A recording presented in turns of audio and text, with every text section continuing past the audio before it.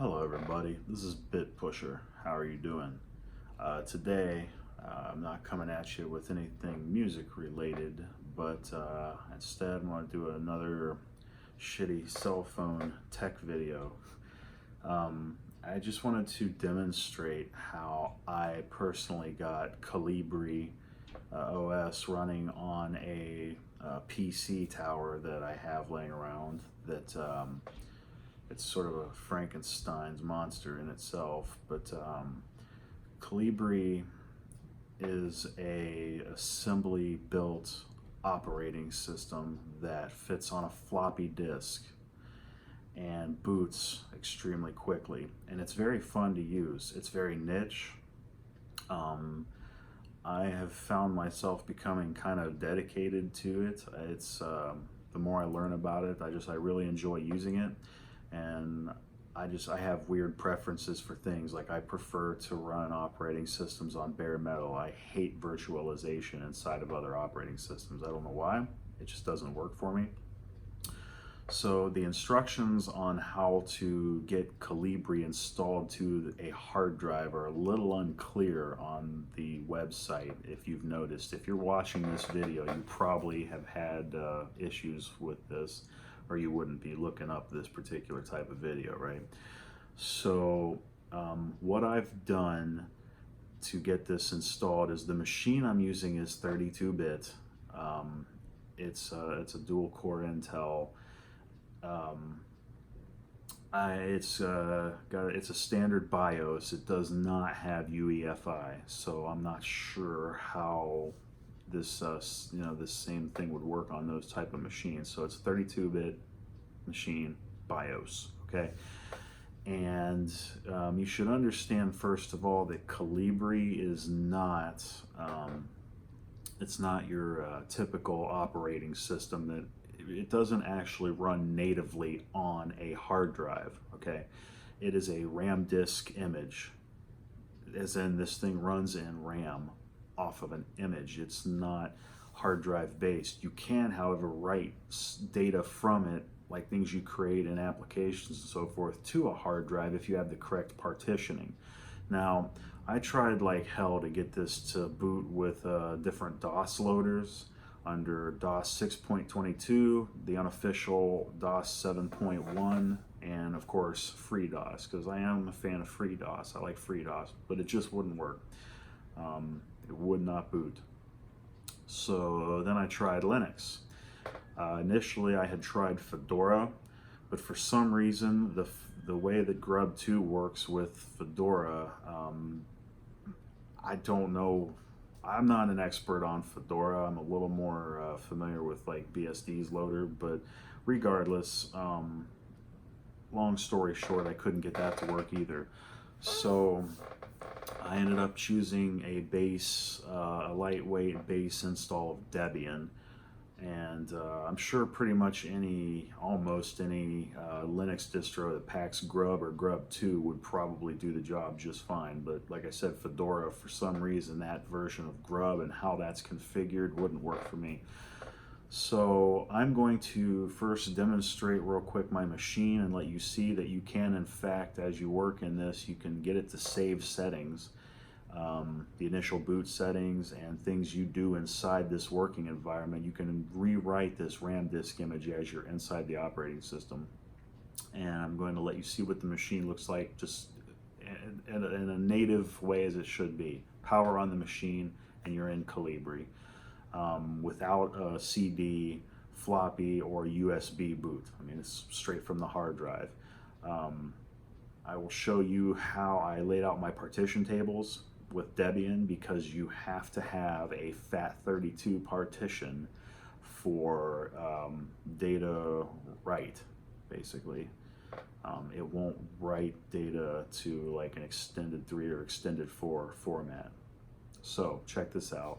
And please, I know the quality of this is hard to bear with, guys, because it's a phone. I don't own a camera, like a proper video camera, and I don't own a video capture card. So I don't have a way of making this really pretty. But if you want to get Kolibri running on your computer natively with no external stuff, then follow along. Here we go. Alrighty. Hi, everybody. So, this beat up old HP tower here is presently what I'm using. I left this open on purpose so you can see there's no disk in there. And just the peripherals and my Ethernet. There is no USB drive connected. So, let me kick this machine facing forward here. Okay, so watch. This is the effect that I wanted. Power it up.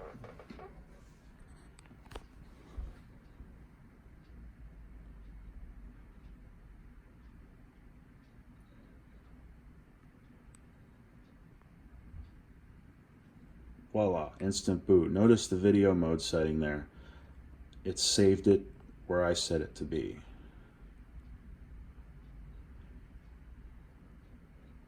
And voila, just like that. A complete Kolibri working environment.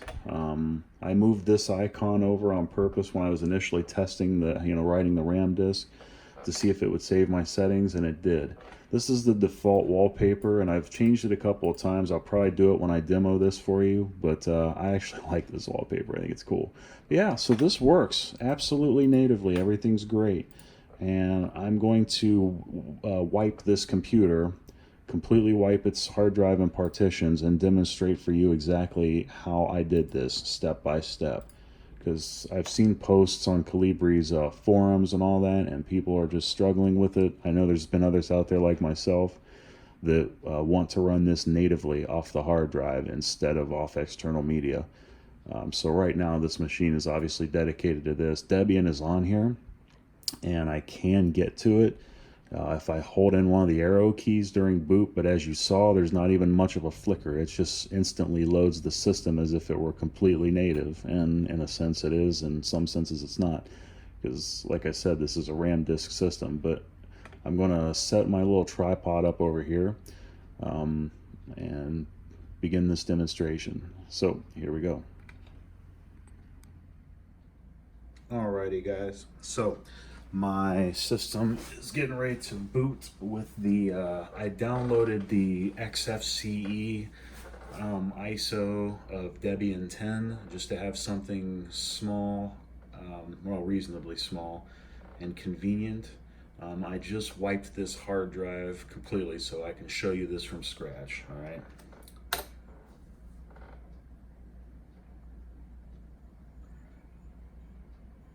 I will, of course, do you the courtesy of cutting the video during the actual install part of this.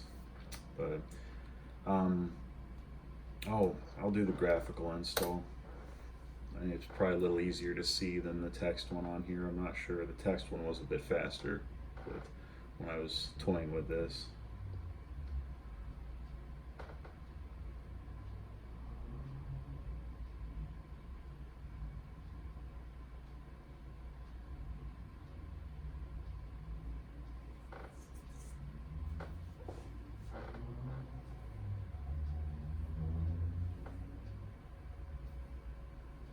Okay, so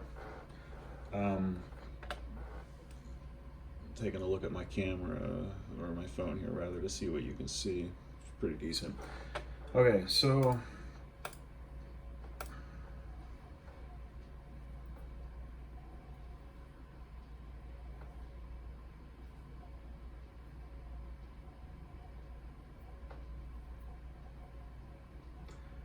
I have plenty of hard drive space to spare, and for the time being, since I'm dedicating this particular tower to Kolibri, I don't really mind installing a distro like this to make it happen, because there seems to be no other way.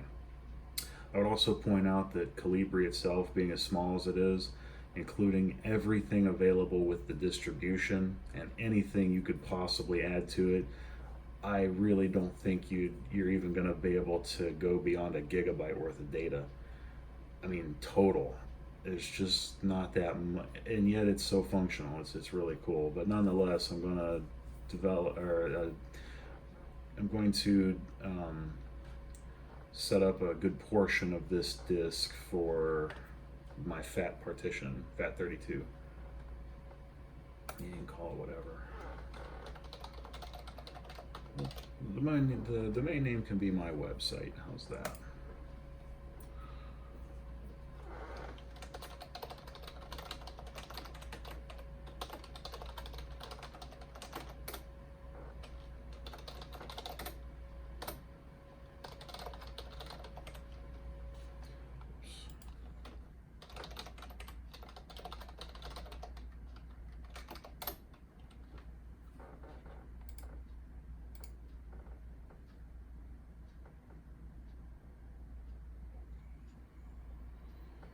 Now for the fun part.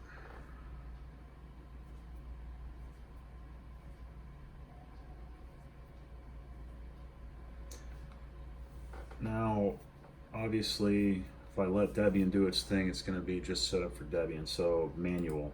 And this partitioner, this way of doing this, I find this way easier in like CF disk, but I think using the graphical one's a little easier to demonstrate for a video. And this thing's not totally clear, so we'll just go through this. Manual, continue. Now here's my drive. There's a 160 gigabyte drive in here. And you actually double click on these options throughout this to make these things happen. So you don't use the continue button down here. This is not the way to do it. So we'll start with the drive here.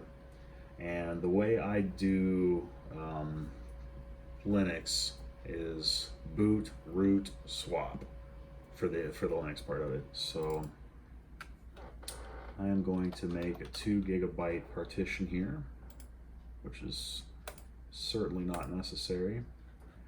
The mount point will be /boot, double clicking these things as you go. Same here, you can change the different types of partitioning here. I'll keep everything for Linux as extended for and bootable. And done setting up the partition.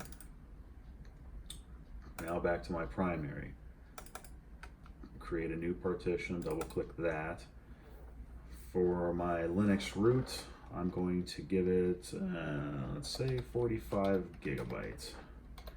Bearing in mind, I'm not going to be using Linux much. It's just, I'm actually going through all this to be able to both boot Colibri and be able to update Colibri, which I'll get to that later. But I'll just give it 45 for my root partition. That will be a primary. Root, extended for, done setting up the partition. Next, create a new partition. This one, I will give it 8 gigabytes, which will be, I think, primary. Swap, because Linux likes to have a swap partition. Done setting up the partition. And then finally, this last bit here, create a new partition. I will let it use up the rest of the disk, which will, in my case, be 105 gigabytes. Primary. U will be FAT32. Also bootable. For the sake of making this easily visible in Linux, I'm going to call the mount point Kolibri. Done setting up the partition. Okay. Oh, that's right. This won't do that. It only set 1 in here, but I can set 2 in CF disk. For the moment, we're going to make that /boot the bootable, okay? Done setting up the partition. I'll get this adjusted later. So anyway, here's my layout. Boot, root, swap, and FAT32. You have to have this. You have to work it into your hard disk somewhere. I don't know as far as on your partition order if it really matters where it is, as long as it's there. You have to have a FAT32 partition. So finish partitioning and write changes to disk. Keep a remember what number your partition is for your Kolibri partition, because you'll need that later. Rate changes to disk, absolutely.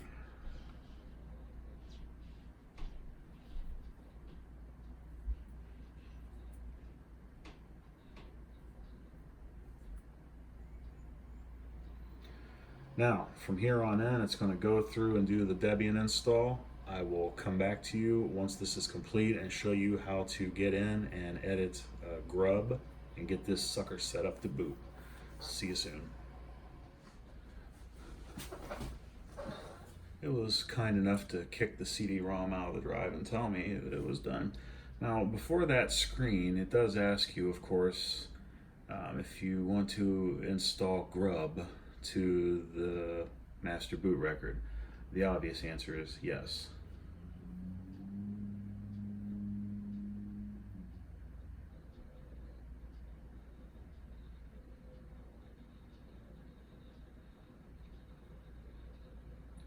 Nothing quite like the sight of a nice high-def frame buffered console.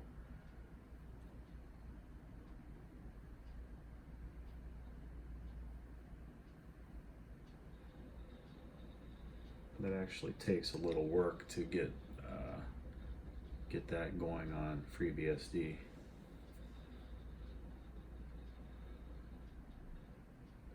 Alright, so I am going to log in directly as root to save myself a lot of time. I don't feel like messing with sudo commands.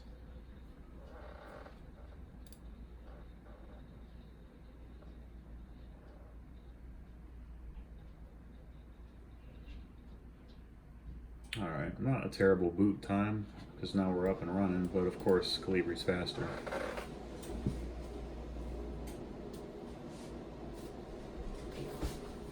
Alright. Went over to kill my air conditioner there. So, anyways, in the terminal, first thing I want to do, apt-get install vim, V-I-M. That one's just for me. You can use the built-in VI, or you can use whatever editor you want to, but either way you're going to need an editor.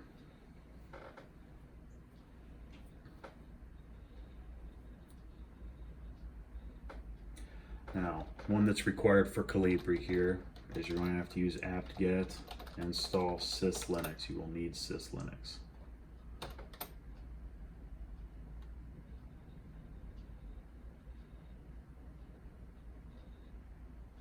Okay. Now, I have on a CD here, I burnt the Kolibri distro, not the live ISO, but rather what was inside the image file download. You're going to need that. There is probably a way to do this. In fact, I know there's a way to do it if you use the live CD and boot into Kolibri and copy this stuff, but I chose to do it all in one place. I will show you what that looks like here.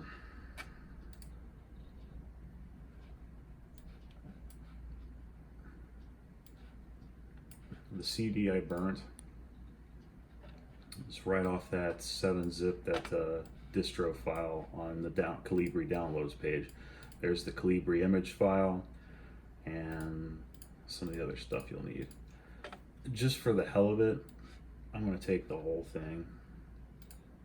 Doing this way feels kind of funny. From the root directory of my Linux install, the mount point for our dev SDA4, which is my FAT32 partition, in this case I called it Kolibri, so I'll open that up. And I'm going to take the entire contents of this and pop it in there. This is probably not even totally necessary, but this is the way that it works for me. So I'm just, and due to the fact that all this stuff is so small data-wise, I really don't see any harm in it. Plus, you'll already have a fixed location for all the extra Kolibri software that comes with this. So I'm looking forward to going back and playing Quake, because I used to spend a lot of time on that online when I was younger, gaming online with heat.net. Good times.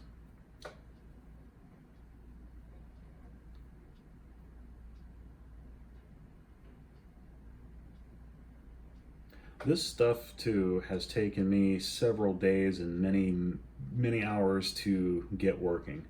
All this because I was dedicated to getting this machine dedicated to Kolibri. It's taken a lot of tinkering, because like I said, a lot of the other things I wanted to try just didn't work out for me. So that's there. Now that that's copied, back to the console here. I'm going to run CF disk. And notice in this column here, there's a star by the bootable partitions. I don't know if this is totally necessary, but I thought it was wise. Turn that to bootable. Are you sure you want to write this partition table to disk? Yes. There, simply changing the bootable flag will not damage the partition in any way. So that's done. All right, needed a second to clear my screen there. Sorry about that. So I was skipping a step, so I'm gonna come back and fix it for you. So anyways, after the CF disk thing is completed, you remember that dev/SDA4 is my FAT32 partition, and we called that mount point Kolibri. So here's listing the directory with ls. Here's where I have copied over the contents of that CD to this directory. While I'm in here, I'm gonna make directory kboot. This is probably not a necessary step, but when I was toying with my GRUB configuration, I wanted to try a folder. Just for the hell of it. I know that probably doesn't make sense, but for sentimental reasons, that's what I'm going to stick with. So, make kboot. Now I'm going to copy that Kolibri image to kboot.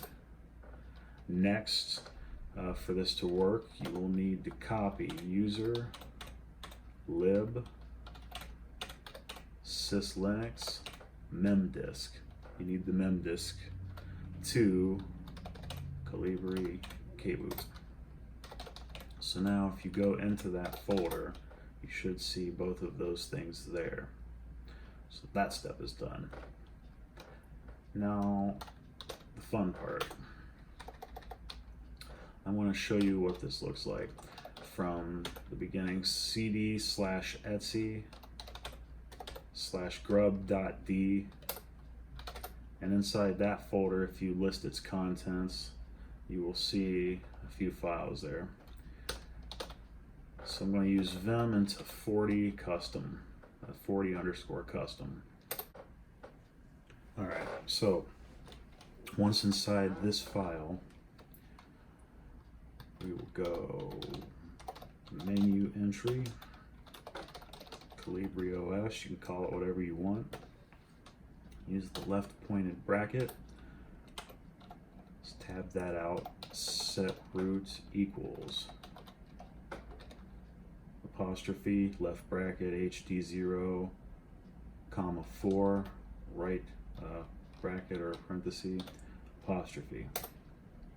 Next, Linux 16/kboot/memdisk, init rd 16/kboot/kolibri.image. So that kboot is the folder that these files are in on partition 4. And right bracket closes it out. We will write this file, which if you're not familiar with VIM, I'll just mention that real quick in case I'm working with, in case any of you don't know or trying to follow this precisely and don't know how to use this particular editor. In VIM, hitting escape kind of resets your command, or your control of the Vim here. So then you type in a colon to write or quit things. Hit escape always to reset functions. A to get this thing to where you can, you know, start editing. I'm sorry I didn't mention that earlier, guys. So anyways, this is what you should have typed in here. Menu entry, Kolibri OS, etc., etc. So I'm going to write this file and update GRUB. Update-GRUB. Done. Let's test it out, shall we? I'll type reboot and watch it go. This will still leave the GRUB boot menu intact initially. I will show you how to make that kind of go away as we go here. So there it is, Colibri OS.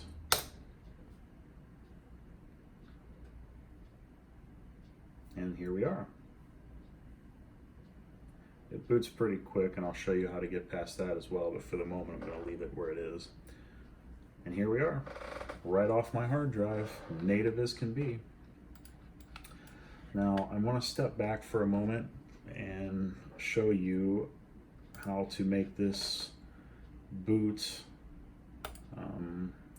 in the sense of appearing to be the primary and only operating system.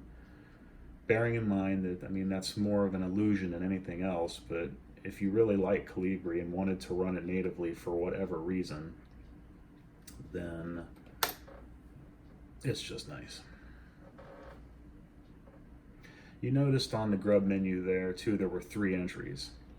It was just, you know, the standard Debian boot. There was a Debian boot with advanced configurations, so basically you can get in and change your boot parameters. And then the Kolibri entry. If you were to count those in order the way GRUB sees them, it's going to be entry 0 is the first entry, 1 is actually the second entry, and number 2 is actually the third entry, which in my case was Kolibri. So bear that in mind.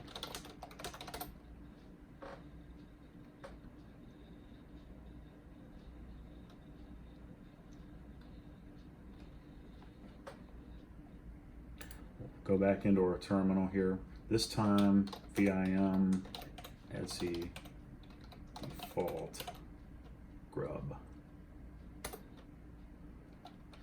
Hit A to be able to alter things, and the things you want to edit in this file are the default, which in my case, the third entry was Kolibri, so this will be the number 2. GRUB timeout, set that to 1. I haven't tried setting it to 0, but the reason I set it to 1 is because even though you don't see it, it looks like it initially boots directly into Kolibri with no hesitation, it's still possible to bring up your GRUB menu by tapping the arrow, up and down arrow keys, whichever key, as soon as your BIOS screen shows up, in case you need to get back into Linux for updating Kolibri and so forth, which I'll get to. But so yeah, the default and the timeout are set. :WQ, which means write and then quit. Gotta update GRUB one more time.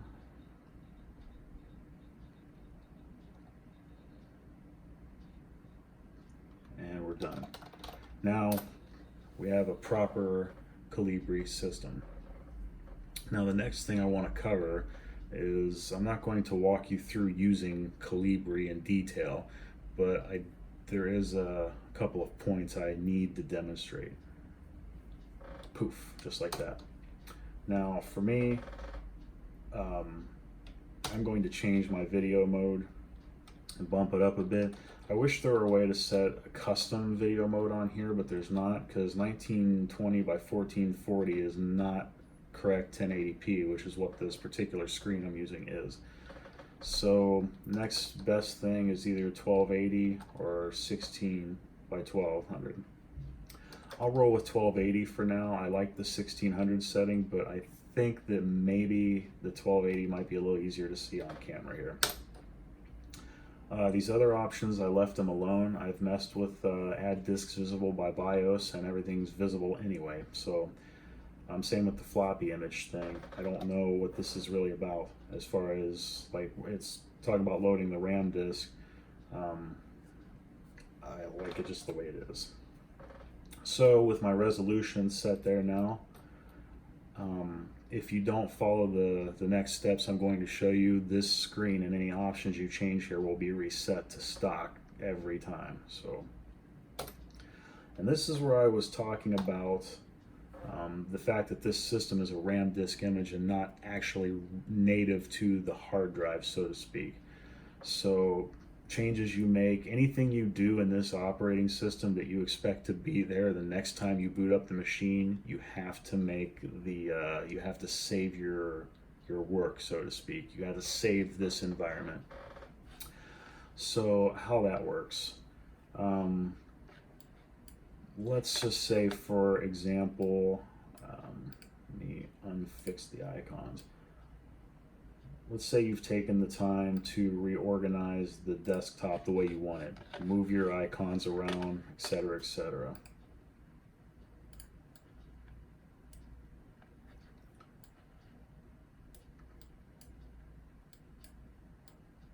Let me fix this, snap to grid, there we go. Let's try something else too. How about my wallpaper? I actually really like this stock wallpaper, but let's say we use the anime girl. There. To save any changes you've made and make this feel like your system, an at-home system, you have to use this right here. It's called RD Save. And you want to actually write to the image that you are booting from. So you want to use this right here, RD Save, RAM disk save. This will save your Kolibri image and update everything you've done. So you want to go to your hard drive, HD, which in this case says HD0, and it was partition 4. Remember, that was our FAT32, so to write data, we're going there. And then the image that I chose to boot from was inside the kboot folder. Remember that. So I will, right there's the image. So I will save it. RAM drive was saved successfully. So now all the settings I had originally will be right there. So I'm going to reboot.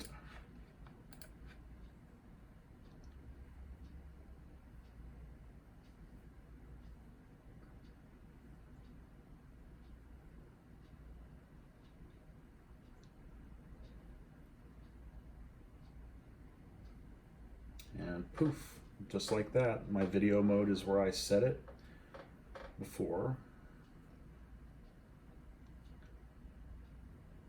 And there we go. Everything is exactly where I left it. That's one thing that you might have to get used to compared to your other operating systems, is that because this runs off of a RAM disk image, any changes you make and stuff won't be here unless you do this RAM disk save. So I want to hop in and put my home wallpaper back. This thing comes with a ton of skins, and I actually rather like this humanoid OS X Dark Knight. I think it's pretty. It looks nice. But anyway, there you go, guys. This is it. You now have a native Kolibri system. And like I say, you can write to the very hard disk that this is saving to other data, stuff inside the operating system itself, things like preferences and things like that. You have to use that RAM disk save application every time. But as far as messing with images and text files and any data that you create, you can interact with your hard drive. There are several file managers on here, and I'm trying to figure out which one might look the prettiest for the sake of demonstrating. This will do. Oops. So, from the root of your drive, again, HD0 is your hard drive, that FAT32 partition. Notice how these are all blank over here where it says size, and yet this one here says 97.8 gigs because that's what's left free on there. If you try to access those other drives, not available because it can't read extended 4, but it can read FAT32. So here we go. 98 gigs of space for me to make folders and interact with any data I want to. So this is it, native Kolibri. Runs super fast. This is super fun, and there's a lot I could show you, but I will not do that today. So, any questions, comments, or concerns, you can hop down into the comments and give me a shout. I'm not an expert on Kolibri. I've messed with the live CD a couple of times in the past, briefly, but actually running it natively, I don't know how to solve problems as far as like if the drivers that are available don't work for your specific hardware. There is a driver install app on here that will let you install things that may not be available at boot. So inside the system panel, that might be worth messing with. Other than that, you can create multiple images. You can add another RAM disk. If you see a reason to do that, I sure don't. You can tinker with your display. So there it is, guys. Hope you enjoy. See ya.